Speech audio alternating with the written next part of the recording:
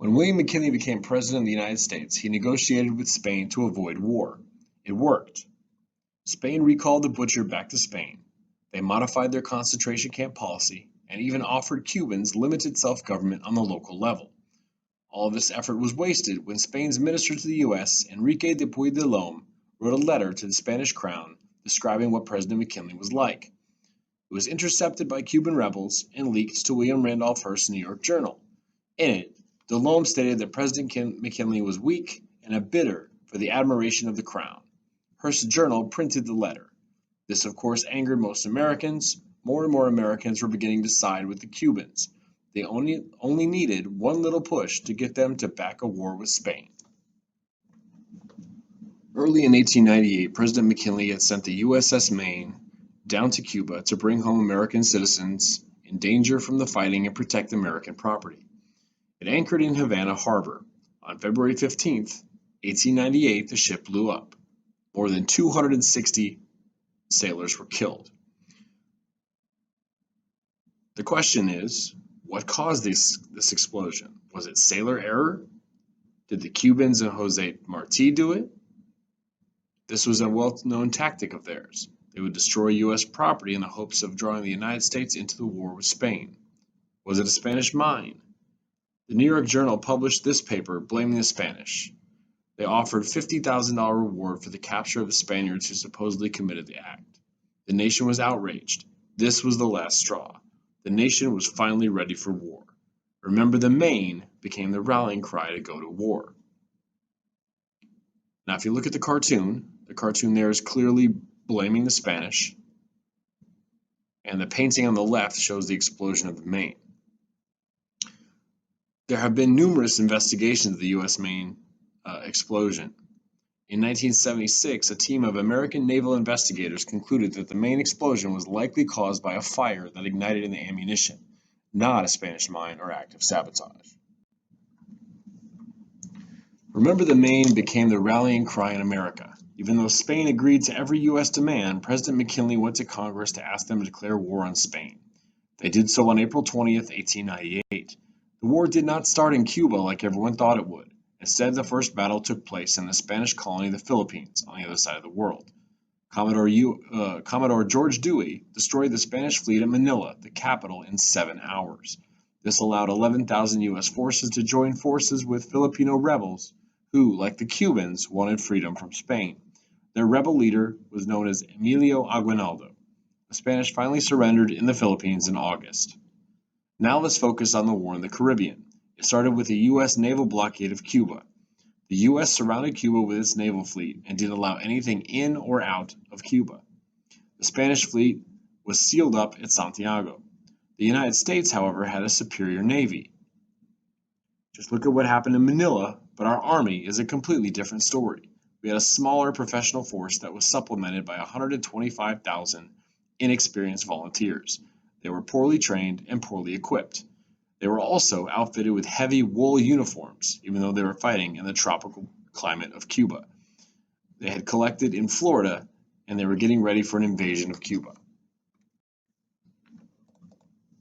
Teddy Roosevelt resigned his post as Assistant Secretary of the Navy to help command the volunteer cavalry called the Rough Riders. The Rough Riders played a key role in the dramatic Battle of Kettle Hill.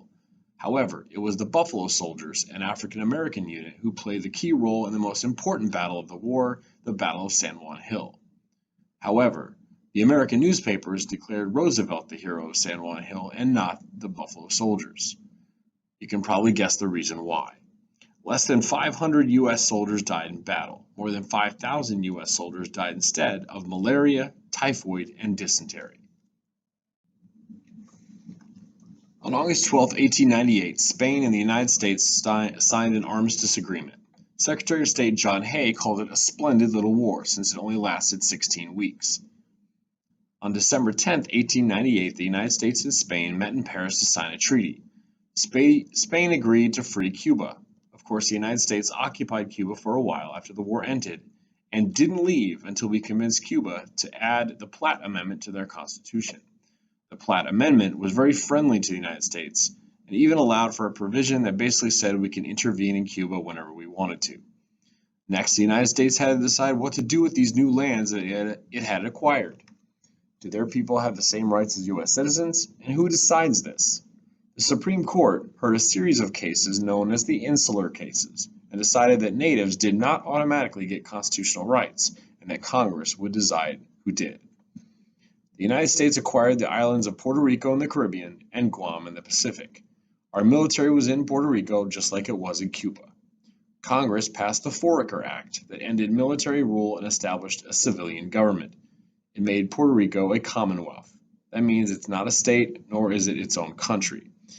They would be incorporated or come in as U.S. citizens and subject to the draft, but they cannot vote for president. Guam is a U.S. territory today also. Spain sold the Philippines to the United States for $20 million and would be unincorporated, meaning they would never achieve statehood status. This upset Emilio Aguinaldo and other Filipinos who fought alongside U.S. troops.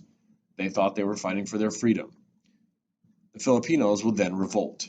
The Filipino-American War started in 1899, lasted 3 years, and cost $400 million to put down the rebellion.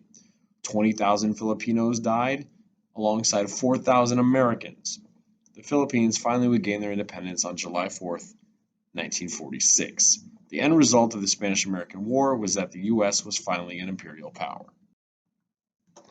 Here are the economic effects of the Spanish-American War. Number one, foreign investments increased. We began investing lots of money in other countries around the world. Number two, we began exporting goods to China and the Philippines. Those numbers would triple.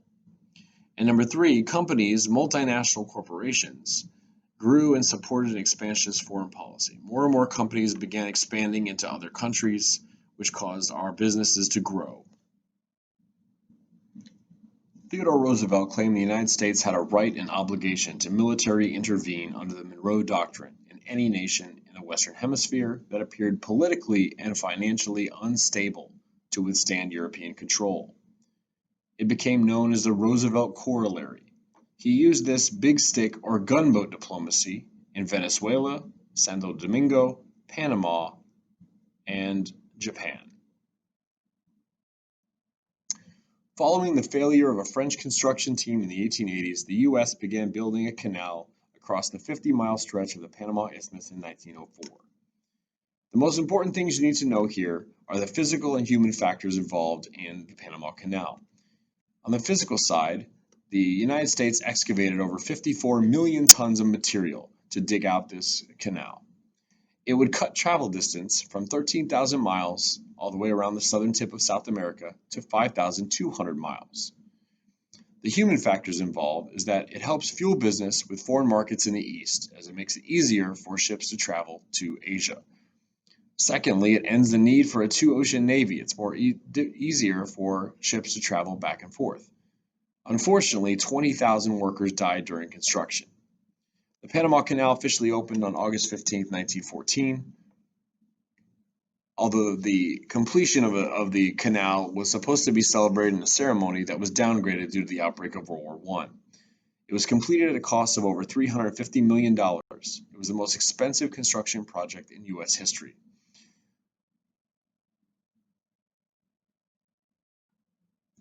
President Taft would use a method known as dollar diplomacy, the use of U.S. economic power by guaranteeing loans made by U.S. businesses to foreign countries in Latin America and China. He will also use it in Mexico and Nicaragua in Latin America. President Wilson will use moral diplomacy.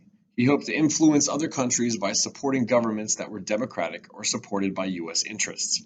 By refusing to support or recognize non-democratic countries, Wilson hoped to hurt them economically and force them into submission. This was an attempt to use soft power to increase support from other countries who resented the use of big stick diplomacy. The goal was to advance U.S. economic interests in other countries and produce economic growth. He will use it in Mexico, Haiti, Nicaragua, Dominican Republic, and in Europe after World War I.